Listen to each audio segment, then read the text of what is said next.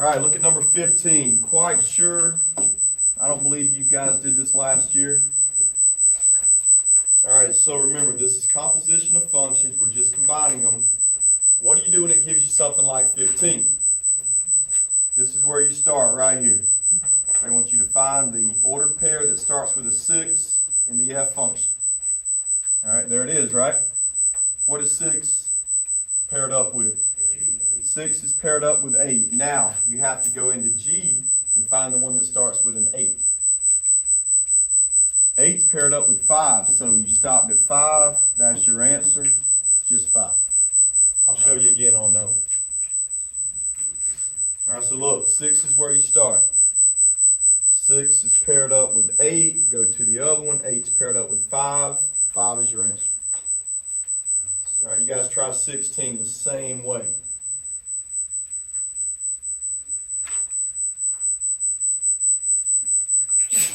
Bless you. All right, where do we start on 16? Shows you right here. Go to the 8. That's in the G function. 8's paired up with 5. Now up here, you've got to find the one that starts with a 5, not ends with a 5. Is there one? No. So this one, you're stuck. You're right, does not exist. It's like saying no solution. Remember, it's got, if it ends in a 5 here, to have to start with a 5 when you go to the other one. Now this one ended with a 5, but we needed one that started with a 5.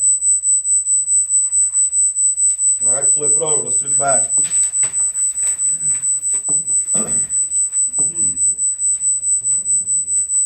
Okay, 17, 18, and 19, we did these on Friday a little bit. 17 is going to be an easy one because it gives you a number right here. They want you to plug in -5 into the G function and get an answer. So look, you're just going to plug -5 right there and plug it in your calculator. So it'll be -3 times -5 squared minus 6. Y'all plug that in, tell me what you get.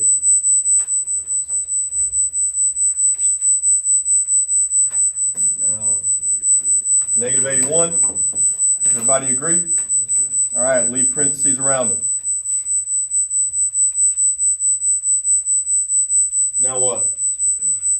Now plug -81 into the F. So look, when you plug it into the F right here, don't forget, you're going to have to square it, but you got to make sure you plug it in with parentheses around it. -81 squared plus 5 times -81 minus 7. I'm just going to see what Nipper gets and use his. All right, Austin got 61.49. I'll stop and wait on you. If you don't get that, let me know. I'll come check it.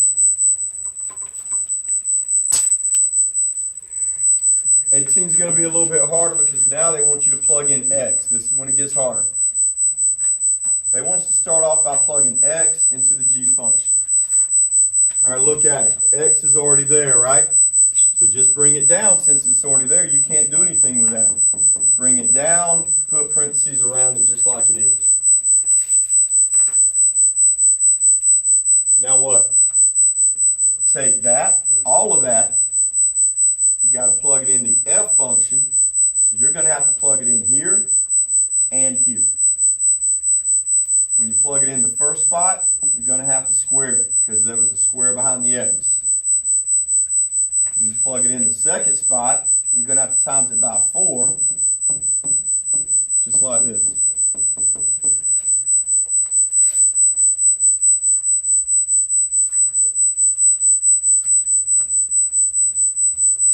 So what do we do on the first parenthesis? It's got a square out beside it. What do we do? Write it twice and full it. 3x squared plus 1 times 3x squared plus 1. I'll give y'all a chance to full that.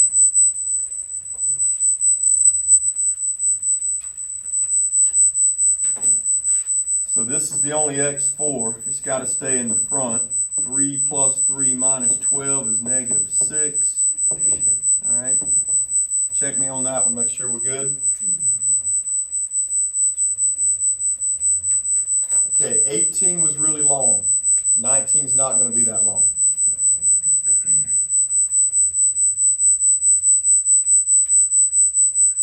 All right, ready for 19? All right, now you're going to do the same thing on 19. You're just not going to have to do all the extra steps. They want you to start off by plugging X into F. It's already there, so just bring it down. Make sure you put parentheses when you bring it down. All right, now plug that into G. And what makes this one faster is you're only plugging it in one spot, whereas on the last problem we plugged it in twice.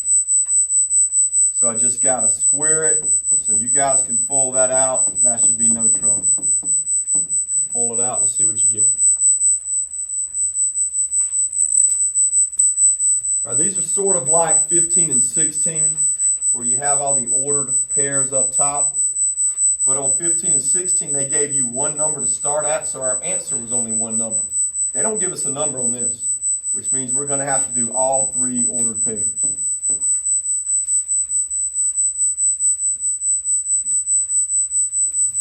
So where do we start? Well, they want you to work backwards still. So we start at G.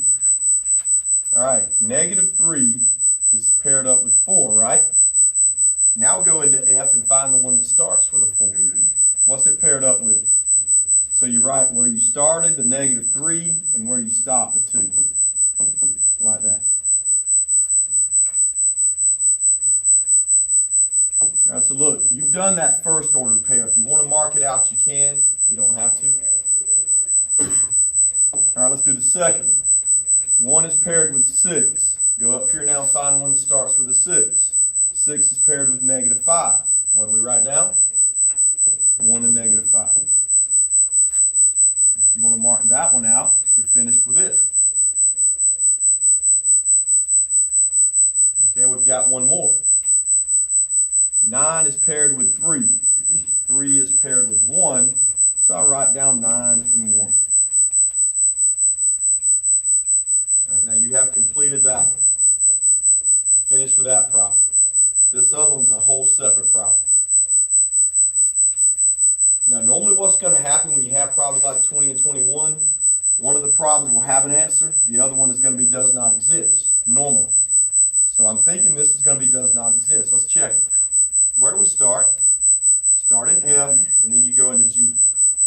So 3 goes to 1, 1 goes to 6. All right, so I got 3 and 6. There was an answer for that one. All right, what's next?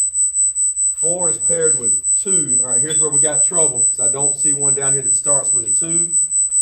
Mark out what you've already wrote. This one does not exist.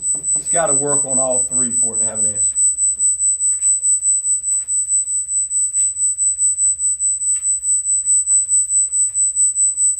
All right, so 20 and 21 are the same type problems. You guys probably could work ahead and go ahead and do 21. Same steps.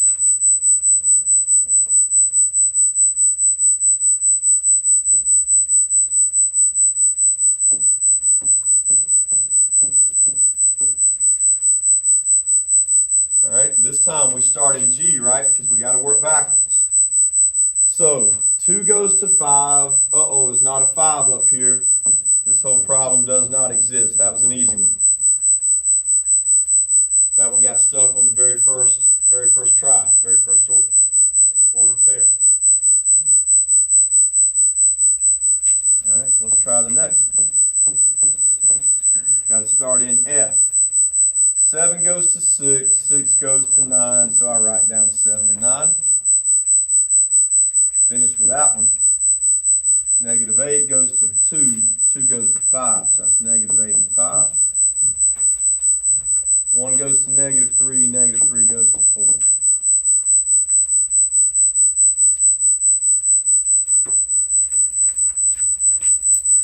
All right, flip it over, let's do the front.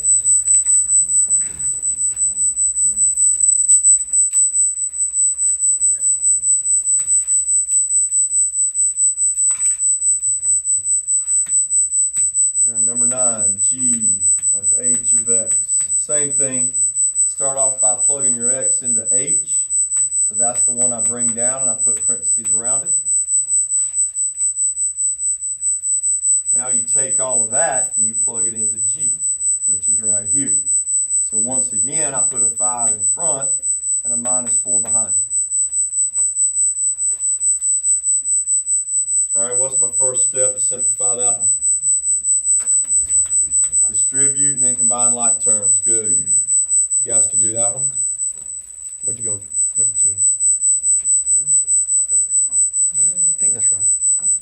Tanner, you got number 10 yet? Yes, sir. What you got? 15,876. Just want to say it there. All right, so number 9, y'all should have 10x plus 10 minus 4. Combine your like terms, I got 10x plus 6. Trying to get y'all finished quickly. I got something I got to do. All right, we can go to number 10.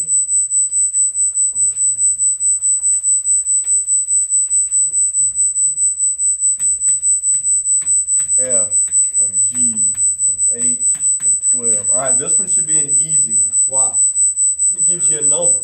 When it gives you a number, you're basically just plugging them in the calculator. So plug 12 into H.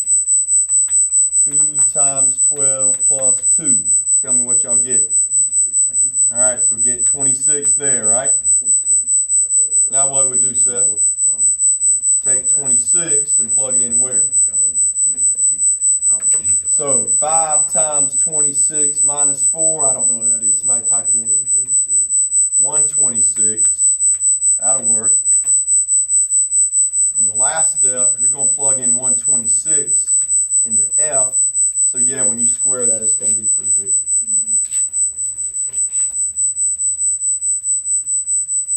big. $15,876.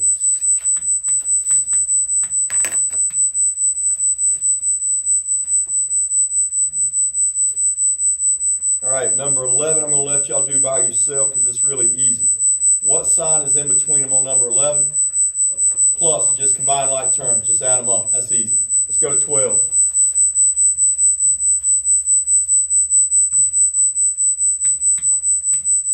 H of x minus g of x. All right, I'm going to write down the h of x in the